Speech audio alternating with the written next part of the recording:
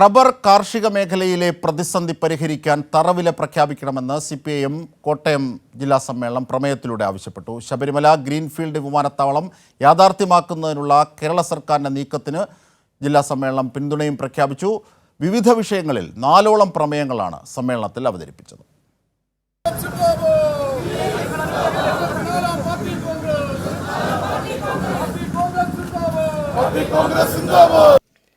മൂന്ന് ദിവസങ്ങളിലായി പാമ്പാടിയിൽ നടക്കുന്ന CPIM കോട്ടയം ജില്ലാ സമ്മേളനത്തിന്റെ ഭാഗമായുള്ള പ്രതിനിധി സമ്മേളനം പുരോഗമിക്കുകയാണ്.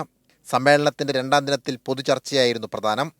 ചർച്ചയ്ക്ക് ശേഷം സമ്മേളനത്തിൽ ഉയർന്ന വിമർശനങ്ങൾക്ക് സംസ്ഥാന സെക്രട്ടറിയും ജില്ലാ സെക്രട്ടറിയും മറുപടി നൽകി. നാളെയാണ് പുതിയ കമ്മിറ്റിയെയും ജില്ലാ സെക്രട്ടറിയെയും തെരഞ്ഞെടുക്കുക. ശബരിമല വിമാനത്താവളത്തിന് പിന്തുണ അറിയിച്ചുകൊണ്ട് സമ്മേളനത്തിൽ പ്രമേയം പാസാക്കി. ശബരിമല തീർത്ഥാടകർക്ക് പ്രയോജനപ്രദമായ പദ്ധതി എത്രയും വേഗം യാഥാർത്ഥ്യമാക്കണമെന്നായിരുന്നു പ്രമേയത്തിലെ പ്രധാന ആവശ്യം. റബ്ബർ കാർഷിക മേഖലയിലെ പ്രതിസന്ധി പരിഹരിക്കുവാൻ കേന്ദ്ര സർക്കാർ ഇടപെടണമെന്ന് സമ്മേളനം പ്രമേയത്തിലൂടെ ആവശ്യപ്പെട്ടു. റബ്ബർ ബോർഡിൽ മതിയായ ജീവനക്കാർ ഇല്ലാത്തതിനാൽ സംസ്ഥാന സർക്കാർ പ്രഖ്യാപിച്ച സബ്സിഡി വിതരണം ചെയ്യാൻ കാലതാമസം നേരിടുകയാണ്. സംസ്ഥാനം നൽകുന്ന പോലെ കേന്ദ്രവും തറവില പ്രഖ്യാപിക്കണമെന്നും പ്രമേയത്തിൽ പറയുന്നു.